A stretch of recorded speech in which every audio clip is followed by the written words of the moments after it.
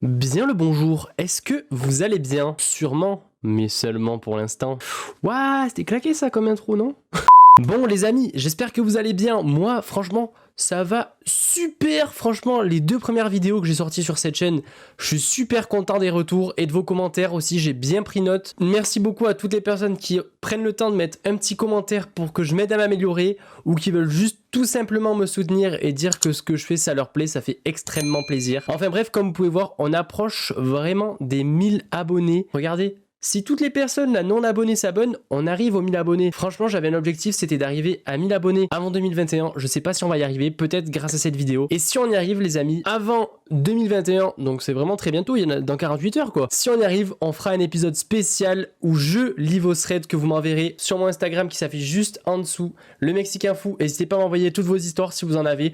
Même si c'est pas des threads d'horreur, ça peut être des threads de n'importe quoi, je prends tout. Allez, c'est parti, j'arrête de vous saouler, on va commencer avec la vidéo. Aujourd'hui, 3 histoires et restez bien jusqu'à la fin parce que la dernière histoire, c'est une histoire personnelle qui est arrivée à quelqu'un de ma famille. Du coup, c'est une histoire exclusive que vous avez entendue nulle part. C'est impossible parce que c'est arrivé à ma tante. Voilà, tout simplement. Voilà, c'est bon comme ça, je mets l'ambiance, d'accord ?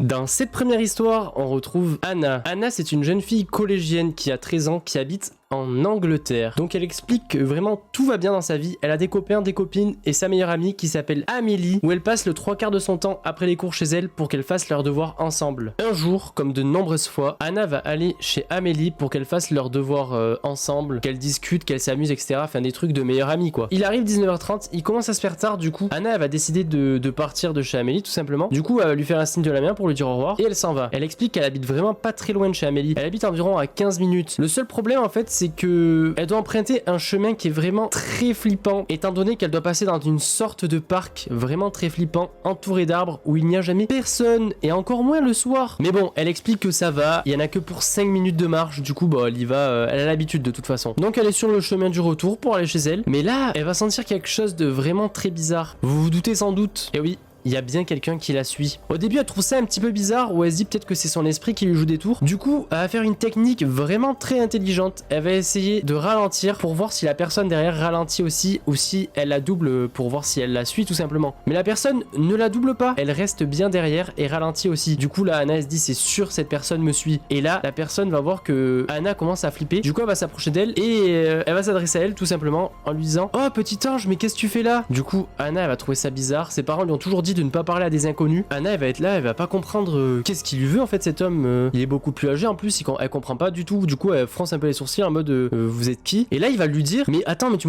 me reconnais pas, on était ensemble à la fac. Et là elle va lui dire mais monsieur j'ai 13 ans, je suis au collège moi. Et il la regarde avec un sourire vraiment très malsain tu vois. Et là Anna elle va se dire oula il y a quelque chose de vraiment pas normal. Elle va lui dire mais monsieur c'est une blague, moi je m'appelle Anna et j'ai 13 ans, vous vous trompez de personne sûrement. Et là il va complètement changer de visage d'un coup et il va commencer à sortir un couteau de sa poche et il va dire et là tu crois que je rigole? Voyant que cet homme était armé d'un couteau, Anna va partir en courant comme elle n'a jamais couru jusqu'à chez elle sans se retourner. Une fois arrivée chez elle, elle arrive en pleurs, elle explique tout à ses parents. Les parents d'Anna vont directement appeler la police qui ne trouveront pas directement le malfaiteur. Quelques mois après, Anna dîne avec ses parents et aux informations, elle reconnaît le mec qui l'a agressé dans la forêt. Il venait d'être arrêté après avoir ôté la vie d'une petite fille de 14 ans à l'aide d'un couteau.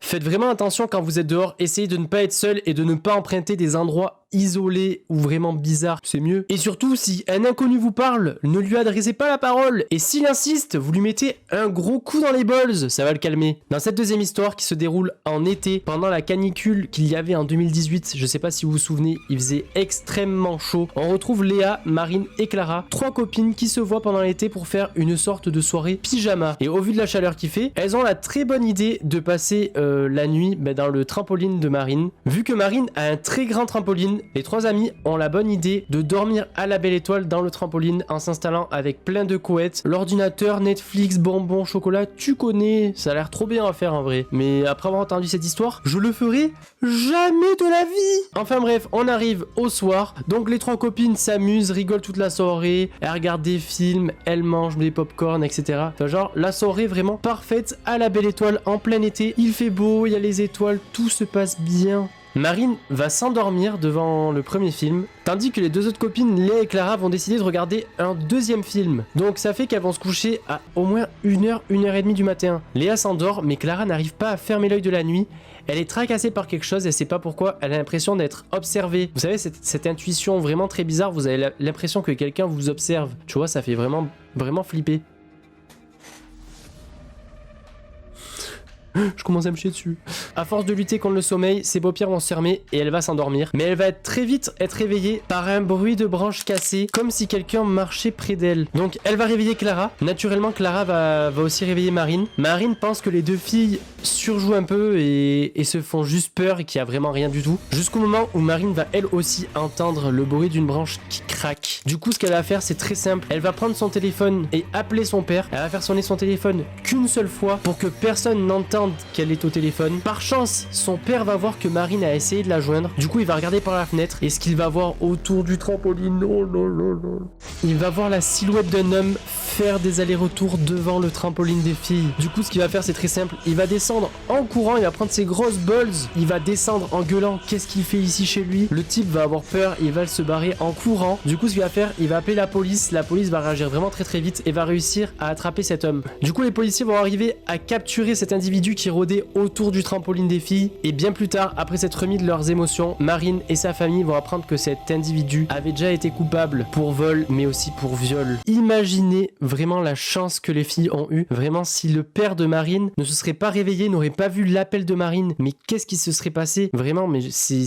incroyable, vraiment, la chance qu'ils ont pu avoir. Moi, j'aurais été à la place du père de Marine, c'est sûr, je continuerai de dormir, parce que quand chez moi, il y a une tempête, l'orage et tout, je continue de dormir, je m'en bats les couilles. Enfin bref, ne dormez jamais dehors. Et encore moins dans un trampoline. Dormez dans votre chambre, chez vous, en fermant bien les fenêtres. Comme ça, vous ne risquez rien du tout. À part, bien sûr, si vous allez aux toilettes. Comprendra qui pourra. Enfin, nous arrivons à la troisième et dernière histoire de cette vidéo, qui sera sans doute la plus flippante. C'est une histoire qui est arrivée à quelqu'un de ma famille, ma tante plus précisément. Donc, c'est une histoire exclusive que vous n'aurez entendue nulle part ailleurs. C'est impossible. Vraiment, cette histoire, moi, elle me fait archi flipper. Cette histoire, elle s'est déroulée environ il y a une dizaine d'années. J'étais encore petit quand elle me l'a raconté et j'avais vraiment eu peur et je m'en souviens encore comme si c'était hier. Donc du coup, je vais vous la raconter maintenant. Ma tante avait trouvé un petit appartement sympa dans une ville, mais dans un bâtiment vraiment très ancien. Déjà, tu voyais, rien qu'aux marches des escaliers, tu sentais que c'était des vieilles marches en bois qui pouvaient céder à tout moment. Mais après, l'appartement en soi, il était un petit peu refait, du coup, il était propre. Pour vous résumer comment est disposé l'appartement, le plus important en fait, c'est qu'elle avait sa chambre directement en rentrant. Et elle avait un genre de petit comptoir américain et derrière la cuisine. Et au fond la salle de bain et tout, mais ça on s'en fiche, c'est pas important dans l'histoire. Donc bref, il arrive le soir, ma tante s'endort, tout va bien. Mais pendant la nuit, elle entend des bruits bizarres, comme si quelqu'un fouillait dans la cuisine, tu vois, des bruits un peu, elle entend les ustensiles de cuisine sans trop choquer et tout. Au début elle se réveille, elle pense que c'est des souris ou des rats même, parce que je vous rappelle que le bâtiment est quand même vraiment très ancien. Donc elle ouvre les yeux, et là elle voit deux femmes en train de fouiller dans sa cuisine, mais elles sont habillées d'une manière bizarre, elles sont habillées comme des bonnes sœurs.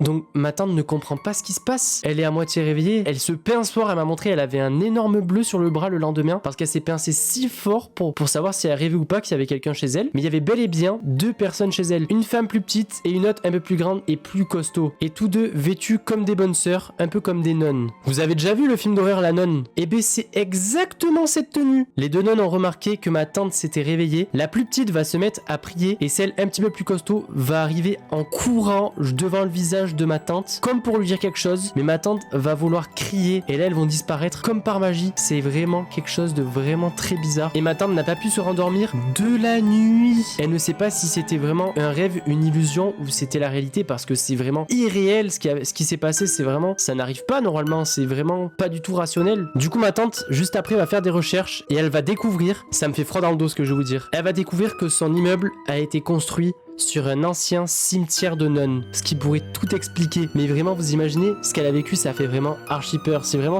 je sais pas pourquoi, c'est un des trucs qui me fait le plus flipper, tout ce qui est en rapport avec les nonnes, les croix, les trucs comme ça me fait trop peur. Je déteste ça, mais vraiment, ça me fait trop peur. Au jour d'aujourd'hui, ma tante, elle est chez moi en ce moment, et elle m'a raconté cette histoire, du coup, ça fait vraiment trop peur. Et ce qui est marrant quand même dans l'histoire, c'est que ma tante, elle savait pas du tout que l'immeuble avait été fabriqué sur un cimetière de nonnes, et que comme par hasard, pendant la nuit, elle a vu ça. Vraiment, ça fait archi flipper. Si vous, ça vous arrive pendant la nuit, qu'est-ce que vous faites? Moi, je pense que je décède d'une crise cardiaque instantanément. Enfin bref, ce qu'elle saura jamais, c'est qu'est-ce qu'elle faisait dans la cuisine, et surtout la deuxième, qu'est-ce qu'elle a voulu lui dire. On ne saura jamais. Et ça fait vraiment archi flipper. Enfin bref, c'est la fin de cette vidéo. J'espère que vous aurez kiffé. Si c'est le cas, abonnez-vous et activez la petite cloche pour ne louper aucune vidéo. Il y a un thread qui sort tous les mercredis et samedis à 18 h. Bon les gars, je vous laisse. C'était LMF. Allez, ciao!